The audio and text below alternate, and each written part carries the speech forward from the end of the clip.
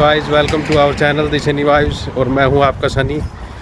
तो आज मौसम बहुत ही अच्छा था, वेदर देखिए आप। संडे का दिन था तो हमने सोचा बाहर चलते हैं और आपके लिए वीडियो बनाएंगे जो कि आप लोगों के लिए बहुत ही ख़ास होगी ये वीडियो। मई इनटेक में जो बच्चे आ रहे हैं और सितंबर इनटेक में जो आ रहे हैं उनके लिए ये बहुत ही फ़ायदेमंद होगी वीडियो। तो चलिए हम इस वीडियो की शुरुआत करते हैं। तो गाइज़ मैं पार्क में पहुंच चुका हूं और वेदर बहुत ही अच्छा है, आज बिल्कुल सनी डे है, आप देख ही रहे होंगे। तो वीडियो की शुरुआत करने से पहले मैं आपको नेहा का नया लुक दिखाता हूं। हेलो गाइस, और ये है मेरा नया लुक। मैंने अभी न्यू हेयर कट लिया है। एक्चुअली मुझे बाल हैंडल करने में थोड़ी प्रॉब्लम आ रही थी, इसलिए मैंने न्यू हेयर कट लिया है। तो गाइस अब शुरुआत करते हैं हम अपनी वीडियो की। तो आज की जो वीडियो है ये होने वाली है हमारे पर्सनल एक्सपीरियंस पर, लाइक हम कैसे यूके आए। और यूके आने से पहले मैंने 4 इंटरव्यू दिए थे और उसके बाद फाइनली हम यूके आए। तो वो सब जर्नी कैसी रही अब शुरुआत करते हैं हम उसकी। तो गाइज़ यूके में 2 मेजर इनटेक होते हैं वैसे तो, जनवरी इनटेक और सितंबर इनटेक, लेकिन कुछ प्रोग्राम्स मई इनटेक में भी होते हैं। तो कुछ यूनिवर्सिटीज़ ओपन करती हैं अपने प्रोग्राम्स। तो हम आए थे यहाँ पर सितंबर इनटेक पे, लेकिन सितंबर इनटेक से पहले हमने काफ़ी और भी कुछ सर्च किया था, तो उसके बारे में नेहा बताएंगे। तो गाइस हमारी जर्नी स्टार्ट हुई थी फरवरी इनटेक से, जो जैन फेब इनटेक होता है। और सबसे पहले हमने ट्राई किया था UCA university for creative arts में, और उसका जो कैंपस था वो एप्सम में था। और वहाँ से मुझे इंटरव्यू कॉल आई थी, और इंटरव्यू कॉल आने से पहले उन्होंने ऐसा कोई डिपॉजिट नहीं लिया था, डायरेक्ट मेरी इंटरव्यू कॉल आई थी और मैंने इंटरव्यू क्रैक कर लिया था। और इंटरव्यू क्रैक करने के बाद उन्होंने मुझे एक सर्टिफिकेट इशू किया था जिसमें ये मेंशन था कि मुझे अप्रॉक्सीमेट 4 to 5 लाख मुझे स्कॉलरशिप उनकी तरफ से मिली थी। और वो हमने इनटेक ड्रॉप आउट कर दिया था, वो सिर्फ इसी वजह से क्योंकि उस वक्त फरवरी में यहाँ यूके में जो कोरोना कोविड केसेस थे वो बहुत ज़्यादा हो रहे थे। और हम कहीं ना कहीं ये इस चीज़ से वरीड थे कि अगर हम वहाँ जाएंगे तो हम कैसे सरवाइव करेंगे और कहीं हमें प्रॉपर आइसोलेशन में ना रहना पड़े। और इसी वजह से हमने वो अपना प्लान ड्रॉप आउट कर दिया था, जो कि शायद हमारे लिए सबसे नेगेटिव चीज़ प्रूव हुई इन फ्यूचर। क्योंकि उस वक्त भी जब यहाँ पर कोविड था तो यूनिवर्सिटीज़ बहुत हेल्प कर रही थी स्टूडेंट्स की, वो स्टूडेंट को कुछ पे बैक भी कर रही थी और कुछ ऐसी जॉब्स वगैरह भी प्रोवाइड करवा रही थी, जो कि हमें मालूम नहीं था इंडिया में रहते हुए। और हमने अपना प्लान ड्रॉप आउट कर लिया। और उसके बाद नेक्स्ट जो इनटेक हमने अप्लाई किया वो हमने किया मई इनटेक में। और मई इनटेक में हमने 2 यूनिवर्सिटीज़ के लिए अप्लाई किया था, बेडफोर्डशायर और यूनिवर्सिटी ऑफ बोल्टन। तो जो बेडफोर्डशायर यूनिवर्सिटी थी उसका इंटरव्यू जब मेरा आया तो उस वक्त हमने जस्ट हाउस मूव किया था और उस वक्त हमारा वाईफाई इंस्टॉल नहीं हो पाया था इतनी जल्दी। तो कुछ वाईफाई इशू होने की वजह से मुझे डिस्क्वालीफाई कर दिया गया था और मैं इंटरव्यू भी प्रॉपरली अटेंड नहीं कर पाई थी। तो गाइज़ अगर आपका इंटरव्यू है यूनिवर्सिटी का, नेटवर्क अपना प्रॉपर कर लो। तो नेटवर्क आपका अच्छा होना चाहिए, नेटवर्क कोई इशू नहीं होना चाहिए, वरना कहीं ना कहीं वो आपको डिस्क्वालीफाई कर देते हैं या उन्हें ये लगता है कि आप शायद कहीं से कुछ रीड कर रहे हैं और तब उन्हें इन्फॉर्मेशन दे रहे हैं। गाइस जब मुझे बेडफोर्डशायर यूनिवर्सिटी ने डिस्क्वालीफाई कर दिया था तो उस वक्त हम बहुत ज़्यादा डिसअपॉइंट हो गए थे। हमें लगा था कि शायद हमारा यूके जाने का सपना पूरा नहीं हो सकता, क्योंकि बोल्टन यूनिवर्सिटी की तरफ से भी मुझे कोई रिस्पॉन्स नहीं आया था।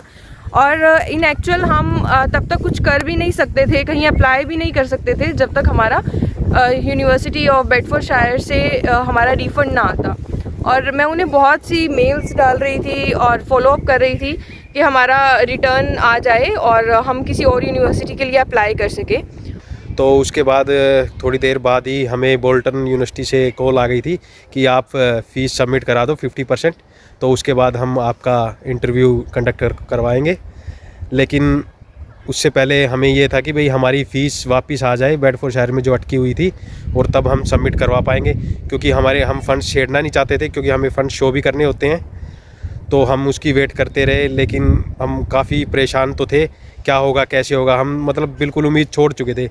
लेकिन एक दिन हमें मतलब टाइम से हमारे पैसे वापस आ जाते हैं यूनिवर्सिटी ऑफ बेडफोर्डशायर से, तो उसके बाद हम फ़ीस सबमिट करवा देते हैं 50%। और फिर हमारा इंटरव्यू कंडक्ट होता है। उसके आगे नेहा बताएंगे आपको। और गाइज़, अगर आपकी फ़ीस स्टक हो जाती है किसी यूनिवर्सिटी में तो आपको परेशान होने की ज़रूरत नहीं है। आपको जस्ट फॉलो अप करना है यूनिवर्सिटी से, और यहाँ पर यूनिवर्सिटीज़ बहुत हेल्पफुल होती हैं, वो आपकी हेल्प करेंगी अगर आप कोई भी क्वेरी डालेंगे। अभी तक ऐसा कभी नहीं हुआ कि मैंने किसी यूनिवर्सिटी में क्वेरी डाली हो और मुझे रिवर्ट ना मिला हो, तो आपको इस चीज़ के लिए परेशान होने की ज़रूरत नहीं है।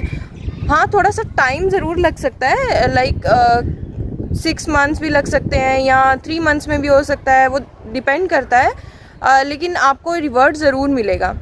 तो जब मेरी फ़ीस वापस आ गई और मेरा इंटरव्यू क्रैक हो गया यूनिवर्सिटी ऑफ बोल्टन का, तो उसके बाद मुझे वीज़ा ऑफिसर की तरफ से भी एक इंटरव्यू देना था, और वो इसी वजह से देना था क्योंकि मेरा स्टडी गैप था और एक मास्टर्स जो ऑलरेडी मैं इंडिया में कर चुकी थी, तो वो कहीं ना कहीं कुछ इशू क्रिएट कर रही थी, और इसी वजह से मुझे दोबारा वीज़ा ऑफिसर की तरफ से इंटरव्यू आया था। तो जब वीज़ा ऑफिसर की तरफ से इंटरव्यू मैंने क्रैक कर लिया, तो उसके बाद हम गए बायोमेट्रिक के लिए। और बायोमेट्रिक में जाने से पहले हमने अपने मैरिज के जो प्रूफ थे, लाइक मैरिज सर्टिफिकेट्स, क्योंकि हमने स्पाउस केस लगाया था, तो हमें हमारा, और गाइस ये ध्यान रखें, आपका जो पासपोर्ट है उस पर अपनी वाइफ का नाम और दूसरे पे अपने हस्बैंड का नाम ज़रूर लिखवाएं, क्योंकि हमने ये गलती कर दी थी, हमने ये लिखवाया नहीं था। तो इसको मैरिज प्रूफ को शो करने के लिए हमने अपना मैरिज सर्टिफिकेट दिखाया उनको, और कम से कम 100 से 150 फ़ोटोज़ हमने उन्हें दी थी एम्बेसी में, जो हमारी रोका सेरेमनी की थी, रोका की होगी, हमारी सगाई की थी, हमारी मैरिज की थी। हमने जितने भी ज़्यादा प्रूफ इकट्ठे हुए हमने उनको दिए, ताकि कोई उनको मतलब दिक्कत ना आए कि भाई कई बार ऐसा भी हो जाता है, थोड़ी इशू हो जाता है कि भाई आपने पासपोर्ट पे क्यों नहीं नाम अपडेट करवाया, ये वो। तो क्योंकि हमें पता ही नहीं था कि भाई इतनी जल्दी होता गया सब कुछ, कभी कुछ हो जा रहा था, कभी कुछ हो जा रहा था, तो हम वैसे ही परेशान थे, तो पता नहीं लग रहा था क्या हुए, तो दिमाग ही नहीं गया कि हमें अपना अपडेट भी कराना है वहाँ पे। तो अगर आपके पास टाइम हो तो प्लीज़ अपने स्पाउस का नाम अपने पासपोर्ट पर ज़रूर अपडेट करवा लीजिए। तो उसके बाद जब हमने सारे प्रूफ वहाँ पर दिखा दिए, तो फिर हमारा बायोमेट्रिक हो गया, और उसके बाद बस वेट थी हमें अपने वीज़ा की, और बस फिर हम भगवान का नाम लेते थे रोज़ और अपने वीज़ा की वेट करते थे। 15-20 दिन बाद नेहा का वीज़ा आ गया, लेकिन मेरा नहीं आया। तो भाई हमें फिर से दोबारा टेंशन में आ गया कि भाई नेहा का तो आ गया, कभी मेरे क्या दिक्कत होगी। तो वो हमने अपने कंसल्टेंट से कांटेक्ट किया, तो उन्होंने कहा घबराने की कोई ज़रूरत नहीं है, क्योंकि हमारे कंसल्टेंट काफ़ी ट्रांसपेरेंसी रख रहे थे हमारे साथ, बहुत ही ज़बरदस्त थे वो, बहुत बढ़िया। तो फिर हमने उनसे जब कांटेक्ट किया तो उन्होंने कहा घबराने की कोई ज़रूरत नहीं है, तो ये बेसिकली हो जाता है ऐसा। तो हफ्ते बाद ही मेरा आ गया, इनके 1 वीक बाद मेरा वीज़ा आ गया, और हम बस फिर तो हमने तैयारियां शुरू कर दी। तो गाइज़, इस हिसाब से मेरे 4 इंटरव्यू हुए थे। फर्स्ट इंटरव्यू था मेरा यूसी यूनिवर्सिटी का, सेकंड था बेडफोर्डशायर यूनिवर्सिटी का, थर्ड इंटरव्यू था मेरा यूनिवर्सिटी ऑफ बोल्टन का, और लास्ट इंटरव्यू जो मैंने 4th इंटरव्यू दिया था वो था मेरा वीज़ा ऑफिसर का। और फाइनली 4 इंटरव्यू क्रैक करने के बाद हमें यूके आना मिला था। तो गाइज़, अपने नेक्स्ट व्लॉग में मैं आपको बताऊंगी कि कौन कौन से क्वेश्चंस हैं जो आपको हेल्प कर सकते हैं आपका इंटरव्यू क्रैक करने में, ताकि जो भी स्टूडेंट्स आ रहे हैं मई इनटेक और सितंबर इनटेक में, उनके लिए थोड़ा इजी हो जाए। हाँ, और जो स्पाउस वीज़ा के बारे में मैं आपको कुछ हल्का सा बता दूं, जो स्पाउस वीज़ा पे आ रहे हैं तो उनको घबराने की ज़रूरत नहीं है। जो आपका डिपेंडेंट है, जो स्पाउस है, तो उसको कुछ भी डॉक्यूमेंट शो करने की ज़रूरत नहीं है, जस्ट उनका पासपोर्ट और मैरिज सर्टिफिकेट लगेंगे। और आप वो चाहे तो अपने स्टडी डॉक्यूमेंट्स दिखा सकते हैं, और ना भी दिखाए तो कोई इशू नहीं है, वो जस्ट एक प्लस पॉइंट होगा। अगर आप अगर दिखा दोगे, आप ग्रेजुएट हो, +2 हो, नो मैटर, आपको इंग्लिश आती है नहीं आती है, कोई दिक्कत नहीं है उस चीज़ से। तो आप घबराइए मत और आराम से अपने डॉक्यूमेंट्स लगे, जस्ट आपको पासपोर्ट लगाना है और अपने मैरिज सर्टिफिकेट दिखाने हैं। जस्ट आपका केस जेन्युइन होना चाहिए, आपकी मैरिज जेन्युइन होनी चाहिए, आप क्यों आ रहे हैं वो रीज़न जेन्युइन होना चाहिए, आपकी एसओपी बहुत वैल्यू रखती है इसमें। आपका पर्पस क्या है यूके आने का, आप पढ़ना चाहते हैं, कौन सी फील्ड में पढ़ना चाहते हैं, तो ये सब कुछ क्वेश्चंस होते हैं जो कि आपको बहुत स्मार्टली आंसर करने होते हैं। और कुछ भी आपको एज सच बनावट नहीं दिखानी है, जो आप रियली एक्चुअल में हो वही आपको दिखाना है कि हम इसलिए आना चाहते हैं, और बस आपको ट्रांसपेरेंसी रखनी है। और अगर आपका केस जेन्युइन है तो वीज़ा रिजेक्ट होने का कोई ऐसा चांस नहीं होता है। तो गाइज़ अपने नेक्स्ट व्लॉग में हम आपको बताएंगे कि इंटरव्यू क्वेश्चंस कौन कौन से होते हैं ताकि आप अपना इंटरव्यू क्रैक कर सकें। तो उम्मीद करते हैं आपको हमारा व्लॉग पसंद आया होगा और हमारे व्लॉग्स आपको इन्फॉर्मेटिव भी लगे होंगे और एंटरटेनिंग भी लगे होंगे। तो इसी के साथ इस व्लॉग से हम लेते हैं अलविदा और मिलते हैं नेक्स्ट व्लॉग में। सो प्लीज़ गाइज़ हमारे चैनल को सब्सक्राइब कीजिए, हमारी वीडियोस को लाइक कीजिए, शेयर कीजिए और कमेंट कीजिए। और बहुत सारे सब्सक्राइबर्स हैं जिन्हें कुछ क्वेरी होती है, तो उनके लिए हमने अपना इंस्टाग्राम अकाउंट भी अपनी डिस्क्रिप्शन में या शेयर किया हुआ है, तो आप वहाँ हमें डीएम कर सकते हैं।